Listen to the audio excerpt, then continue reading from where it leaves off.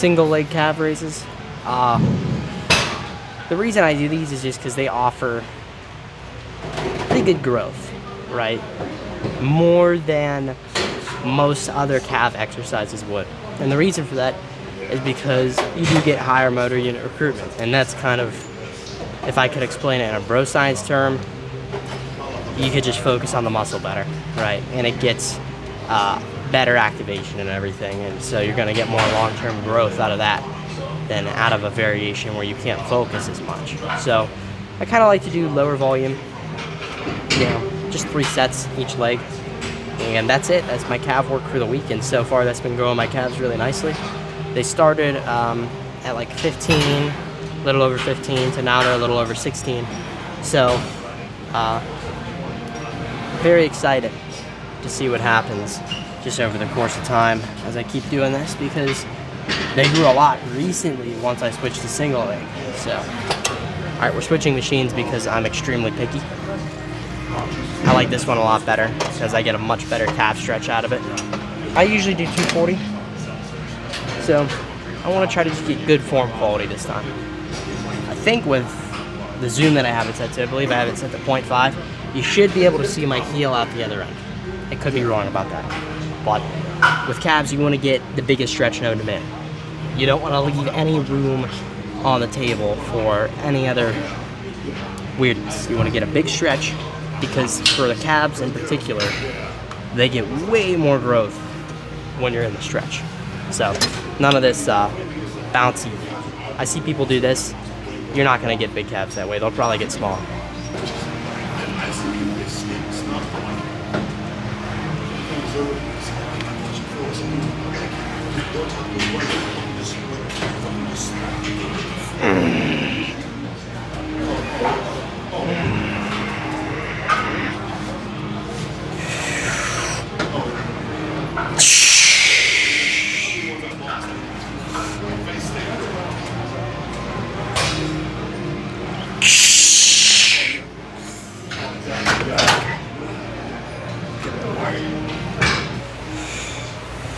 Probably get 5 on this leg.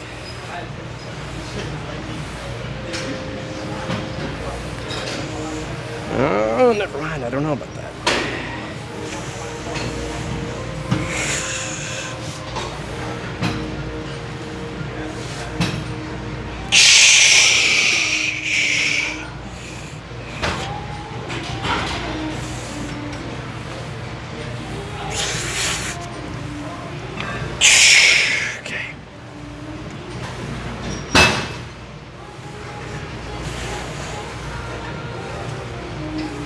Okay. All right, we're gonna dramatically reduce the weight. Hopefully you guys can see me here. I'm gonna put it probably to 205, maybe even 190, and just really try to go for extra control, bigger stretch, 5 reps, pause at the bottom, huge pause, probably 5 to 8 seconds. And yeah, if you don't see my heels on the other end of this, that means I didn't get a big enough stretch. Look at that.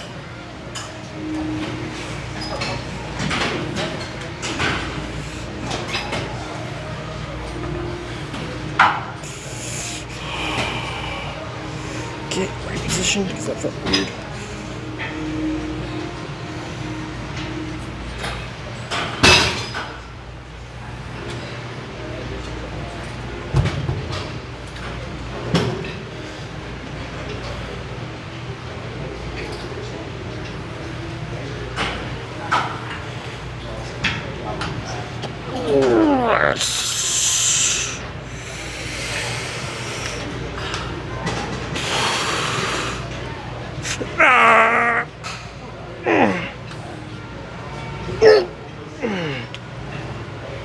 Alright, I'm gonna reposition and chill and stretch for a little bit.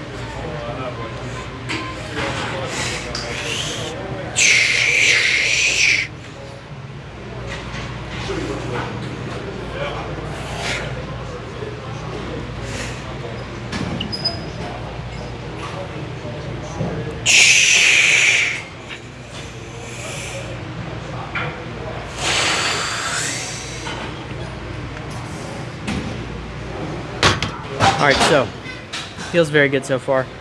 Stretch feels absolutely wonderful. Mind-muscle connection out the wazoo. We're gonna keep going, just at a different angle.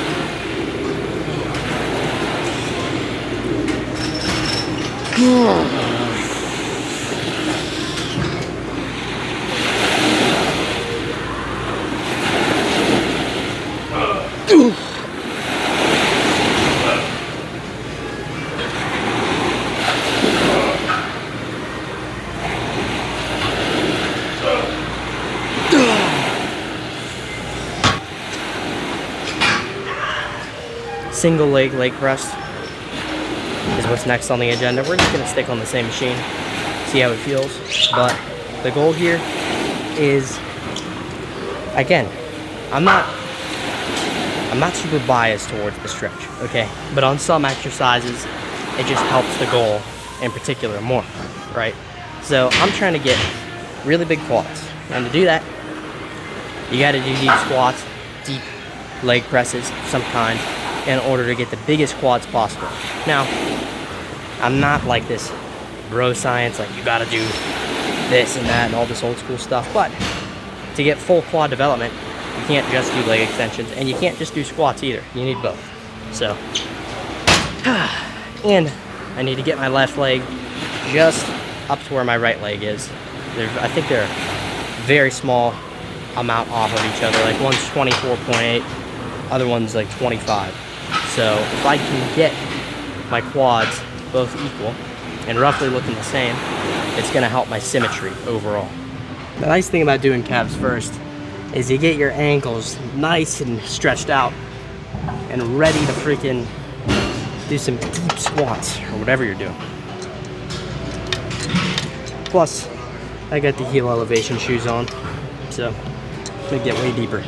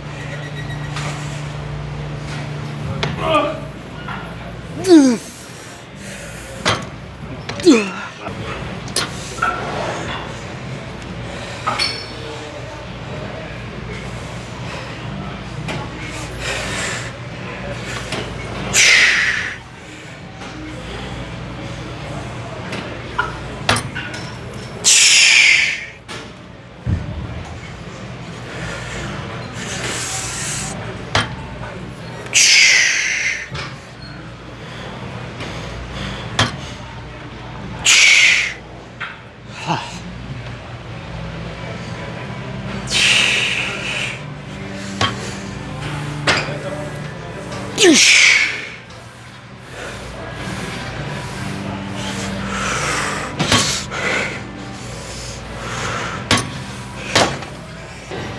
right, so I find that on these leg presses in particular. I can't do it with one leg, it hurts.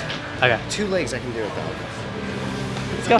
And like I said, Like I don't feel if you anything 2 legs. if you feel like your legs are evenly strong, you don't have to do single leg. But Yeah. I'm just doing this because right now, my right leg, they're almost the same size, but my right leg is still stronger. So this is like a strength builder, you know? Let's just get them both back to where they were. Yeah. Gonna roll up the sleeves a little bit. Can't wait to start seeing quad veins.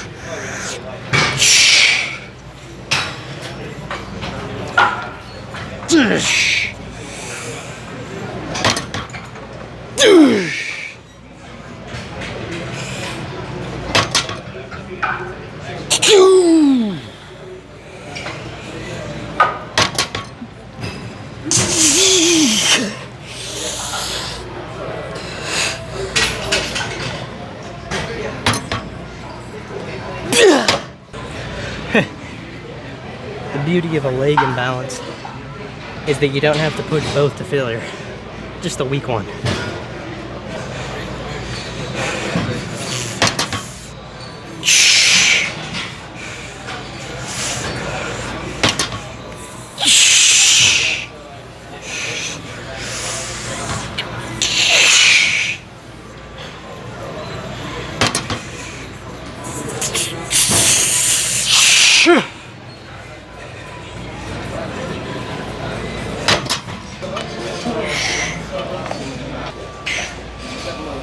Those heel elevation shoes, which I am not affiliated with, by the way. 1.4 inch heels. Kind of bonkers. It's like some of the highest heel elevated lifting shoes on the market, which allows for an insane quad stretch. And I gotta tell you, that single leg was really nice. I really liked it. Just felt smooth in my quads, felt great overall. Haven't done any kind of leg pressing or squatting in a long time, so.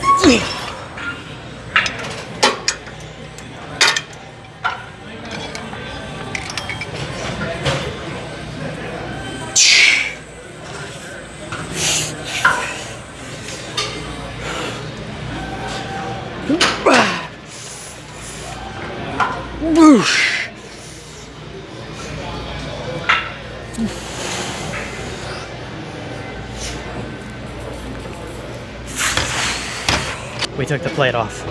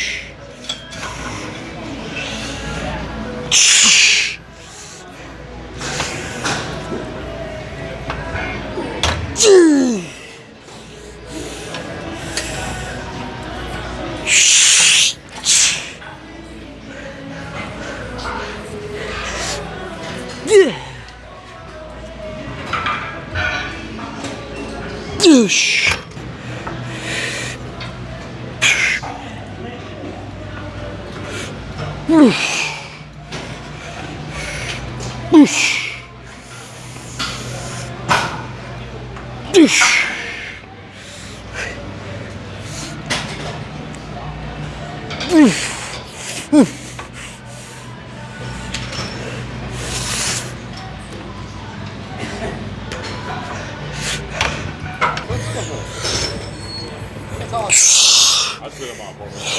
Except I use this app called Photolinks, like edit background my pictures. For like those backgrounds though, but I'm not smart enough to just. Did they have like a watermark? You don't pay. I don't have to get one. We can just study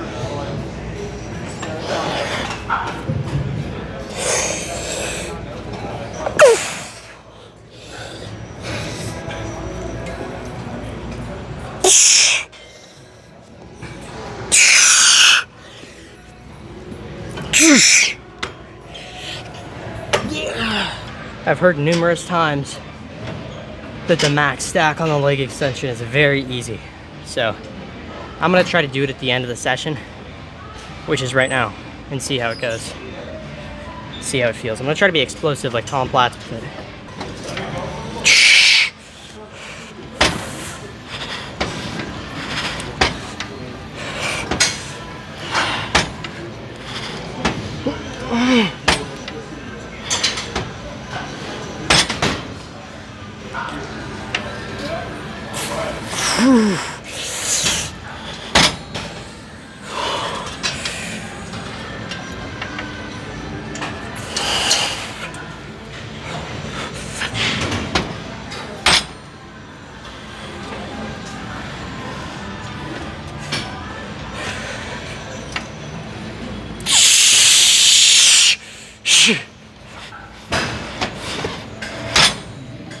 Woo!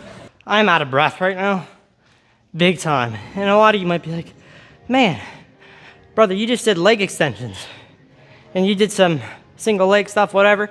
But dude, your muscles require a lot of energy to stay up and running. And whenever you're consistently outputting large amounts of force over the course of like an hour to an hour and a half, you know, obviously with rest times, you're still gonna be really exhausted even by the end of it. And posing in itself is cardio, whether people wanna admit it or not. I look at my heart rate when I'm posing, and it's the same as when I'm going on a really brisk jog.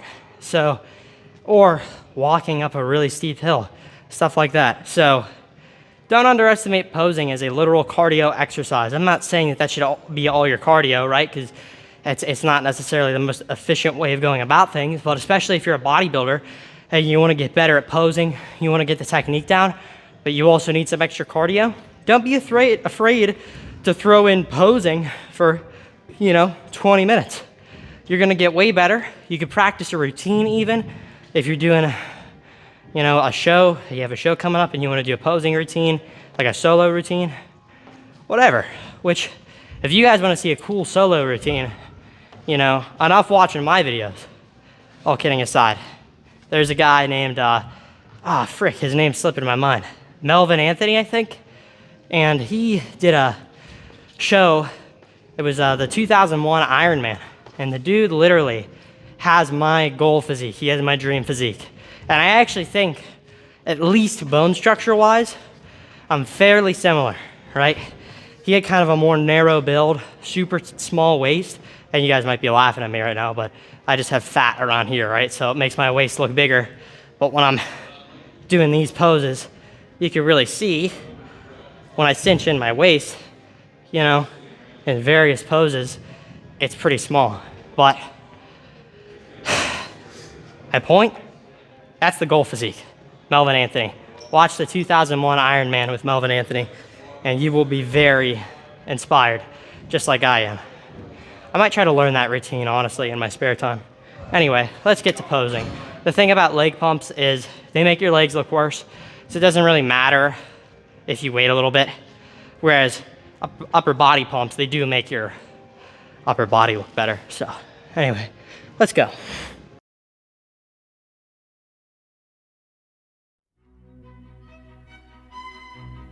Madamina, il catalogo è questo, delle belle chiamo il padron mio, un catalogo liete o fatio, osservate, leggete con me, osservate, leggete con me. In Italia 640, in Albania 231, 100 in Francia, in Turchia 91, non in Spagna.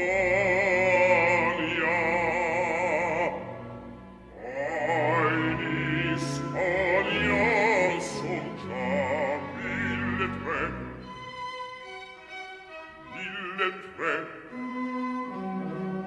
1300. Ma fra queste contadine, cameriere cittadine, con contesse e baronesse, marchesine e principesse e van d'ogni classe, d'ogni forma, d'ogni età, ogni età. In Italia 640, in Albania 231, 100 in Francia, in Turchia 91,